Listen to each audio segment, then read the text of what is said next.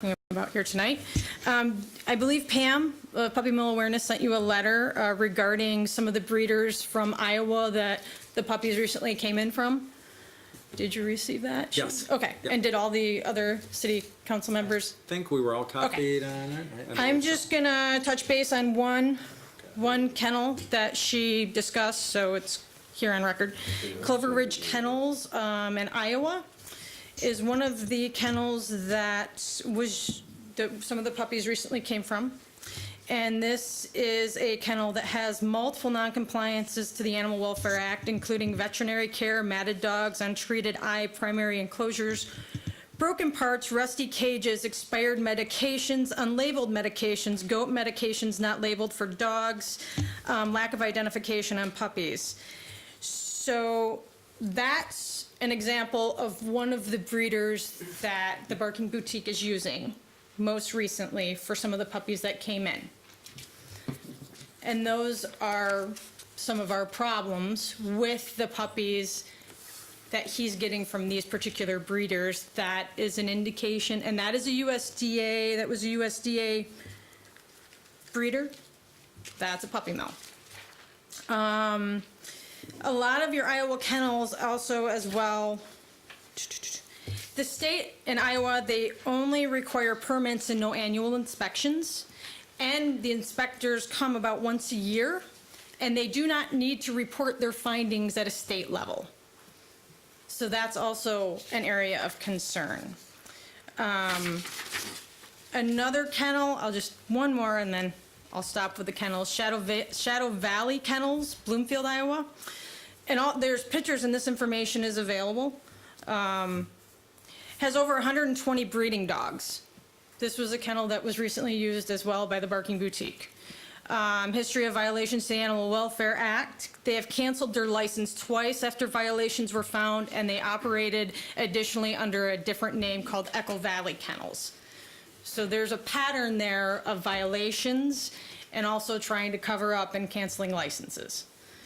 So there's part of our problem there. There's no one is saying you have to adopt a puppy, but don't purchase a puppy in this manner, because this is basically contributing to the puppy mill issue.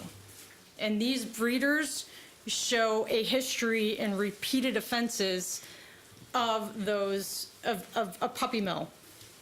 And these are the ones he's using. I'm not making this up. He listed this on his website. We pulled the stuff from his website and we did research. Now, the other thing I want to speak to real quickly is a letter that was given to pull it up, the Board of Commissioners for Kent County. Last year, John Dunn of Best Friends Animal Society and also Kathy Bissell wrote the Board of Commissioners about the Humane Pet Acquisition Act. And this letter is from James Salfield of one of the Board of Commissioners for Kent County. And his response was, after the recent public outcry about the Barking Boutique opening a store in Woodland Mall, Kent County was contacted about adopting an ordinance to prohibit the retail sale of pets. Many people voiced opposition to the retail sale of pets, believing that there is already a surplus of adoptable pets at a local animal shelters, and that retail pet stores encourage people to breed animals for money without regulations in place to protect the animals from poor breeding conditions and secure humane treatment. Here in Kent County, our animal shelter has made great strides in the area of adopting pets. The 2015 live release rate was 48%. That is up from 26% from 2010, but the fact remains that there is a surplus of adoptable pets. I'll just hit on that real quick. This letter was last year, 2016. If you wanted to see the data and the live release rates for 2016, you'd see them now, because they essentially are released like a year after to compile all the data for shelters. After looking into the matter, the county determined it does not have the statutory authority to adopt such an ordinance, such powers being reserved for townships, cities, and villages. To address the public concern about stores like the Barking Boutique, I am forwarding a copy of the Model Humane Pet Acquisition Ordinance that another Michigan county, Macomb County, sent to their local governments for consideration. I am doing the same so you can consider whether your community may be interested in adopting an ordinance to support adoptions from animal shelters or pet rescue operations. Please let me or County Administrator Daryl DeLabio know if you have any questions about the Kent County Animal Shelter proposed ordinance. Thank you sincerely, James R. Salfield. So I find that encouraging at a county level, is asking cities and townships and other municipalities to look at this acquisition and consider it. So I hope with the information we continue to provide and the discussions and the conversations, which we are all about conversations and educating as much as you want, I hope that you look further into this and give it some consideration. Because the bottom line, again, is not about, it's how these puppies are being obtained. They are coming from puppy mills, they are coming from mass breeders, from puppy farms, and it's just something that is unnecessary. And in order, as you asked Sonny earlier, how do you get that to the breeding level? To stop the mills, you have to stop the stores. So if we could stop retail sales of puppies in such a manner, we will stop puppy mills. We will shut them down. But we need our local government's help to do that. Thank you. Thank you for your comments. David, I think you were headed up next. David Boelkes, 948 Muskegon, Grand Rapids, Michigan, owner of the Barking Boutique. I just want to address a few things. First of all, thank Grandville and City Council and all the residents who have came into our store very vocally with support, supporting us, and the 16 happy families who now have puppies from our location, which are all doing great.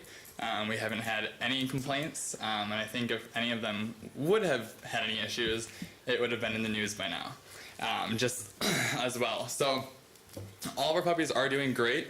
And also, we just wanted to invite you out to our kennels, show you Cloveridge, show you Shadow Valley, show you all the kennels that I get to see at least once a week or once a month. But my dad actually drives and picks up all of our puppies from the kennels. So I will invite all of you out to see for yourself the kennels where we pick up our dogs, because we believe in what we do. People want a purebred or purpose-bred dog for their family. We just had a veteran message me, his wife, because he has PTSD and anxiety. The message was, I can read it, but here's, or I'll quote her. All right. Basically, the message was, when's a good time to come in? My husband has PTSD and anxiety and doesn't do well in situations like that. They wanted a golden doodle. They came into the store. A golden doodle for this particular customer would have been the wrong choice for him. It's way too uppity, it's way too energetic. So when he came into the store, we had 12 puppies available. And one was a King Cavalier. So he told me what he was looking for in his dog. He had these anxiety issues, he had tremors, stuff like that. So he said he was looking for a golden doodle. I was like, oh my gosh, that dog has more energy than you will know what to do with. But we have a King Cavalier who's great with they're just like a lap dog. They'll sit on you, lay with you, and they're the best dog for something like that. So we put him in a playroom with both dogs. It was a cockapoo, which is similar to a golden doodle, and a Cavalier.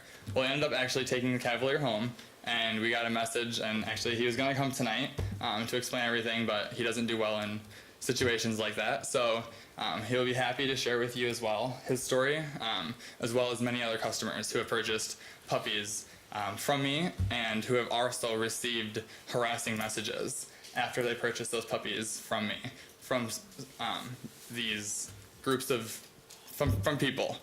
Very nasty messages. I myself have received them, my family, and so, we have happy customers, and it's, like I said, we go and visit our kennels. We know they're not coming from awful places. We know they're coming from good places. We go to the kennels to look for the dog behavior. And like I said, what more could I offer you than to go to the kennel where our dogs come from? So, to address the USDA reports, those are not available to anybody, but they are available to my customers. So I actually have USDA reports on my breeders, so anybody who buys a dog from me will get those USDA reports on those kennels as well. So There is still high transparency. There is always going to be transparency. Also, USDA standards are not high. There are bad breeders out there, just like they're explaining. That's why I go and visit my kennels, to make sure they're not coming from bad breeders like the ones they're explaining. And there's actually a movie out called The Dog Lover Movie. It was published, and it goes actually really in depth, and I think explains what's happened to me at the last location, of a breeder who was trying, doing things right, and was just out by a group of people who wanted to end breeding. And so it's a great movie on it. He had 70 dogs in his kennel, and it's in depth, and you'll see many of the same quotes, many of the same things from the movie as you will the people who are opposing me as well. So that's all I have for now. Like I said, you guys are welcome to come into the store anytime, and we'll walk through the entire process. So thank you, and that's all I have. Good. Thanks for your comments. Yes, ma'am. Oh, I just want to pass these up too real quick. Just like a little info. Welcome. Thank you. Sue Smith, 3758 Paiute, Grandville, time 35 years as of May 1st. David's always used the word transparency. And so I want to come forward tonight and introduce myself as Deep Throat. I'm the one that stayed up till 3 a.m. researching all the kennels that were listed on his website and passed that information on. The first week the Barking Boutique was open, this was a picture off the website of a brochure from Cloveridge Kennels. If you look at the website today, this is what the brochure looks like. Names have been removed, pastoral little stories about farmers and their children playing with the puppies have been removed. Yes, I could still do the same research based on the USDA number, but that would not give me Marvin Mullet's background, which is one of the people that Tanya was referring to that changed the name of the kennel. And I ran out of printer paper, so we only have 2 of 8 pages of infractions. And yes, David will be the first one to point out too that these happened in 2011. That is, honestly, that's the date on these infractions is 2011. And that is 6 years ago. I would like to believe in humankind that they could change their colors, and someone that used to treat God's creatures like this could have a change of heart and not treat them that way anymore. But I guess I'm a little skeptical, and if he's made money doing this way, I can't really see that he's probably changed his colors very much. Another brochure I happened to download on April 27th, the day I did my research, is Danes Ridge. This is what it looked like on April 27th. This is what it looked like at 6 o'clock tonight on the Barking Boutique's webpage. Their webpage has been down a lot for maintenance, and I can see that they've had to change a lot of things. I will admit, though, that I lifted images and put them in Google Image just to see if they were stock images, and I didn't find one picture that was a stock image. So I'll full disclosure, transparency. But I'm a darn good detective. Another one I had a harder time finding information on is a new one, I think, fairly. That'll Do Kennels. I ran out of paper, so don't look at this. Mark's Christmas ornament. Esther Schlabach. And the reason, and April 27th, 6 o'clock tonight. The reason I couldn't find it is because in the state of Iowa, they have her name misspelled. It's instead of Schlabach, which it is here, it's Schlakak with a C. And so I spent over an hour trying to hunt that woman down, but I did it. So I guess the transparency thing is kind of coming into question with me with the investigation that I did, and finding that, you know, people lose their license and then they change their kennel and they get a new license. And I think that happens fairly frequently. The other thing that, and I did go in and talk to David for a half an hour. We had a very pleasant conversation. The one thing that disturbed me in my research was the number of dogs that these places have. And I got this information from USDA licensed dog breeders in Iowa. And, you know, some are as little as 21 dogs, 26 dogs. Vernon Troyer, who doesn't have a very pretty history at Echo Valley Kennels, has 137. To me, that's not a backyard breeder. 30, and there was one more. Shadow Valley, that says no name in USDA database has 124 dogs. Cloveridge Kennel has 90 dogs. To me, none of these sound, like I said, like your small backyard breeders. I bought a puppy before I knew better, but I bought her. I've had 5 miniature schnauzers. Our first one we bought at 6 weeks from a local breeder and paid $275 for her. She wasn't thousands of dollars. We got to see her mom. We got to see her dad. We got to see this house where the one litter was born. And then I got educated, and I've had 4 rescues since then. But so, you know, I just have a problem when you look at a map of the state of Iowa and look up puppy breeders. It's just solid dots. It's just solid dots of primarily Amish people that raise these as crops. And when you euthanize 4,000 plus dogs a day, why are we making more puppies? I don't think that's being a good steward of God's creation. And it makes me angry. I also want to point out that people that know me say my hunches are pretty good. And a lot of the buildings in these pictures look similar. They look a lot like the Amish shed in my backyard. And I'm wondering why, you know, these people are not dumb. The brokers are not dumb. They could make this beautiful little area next to the road that's very presentable with this nice small barn, this nice play field.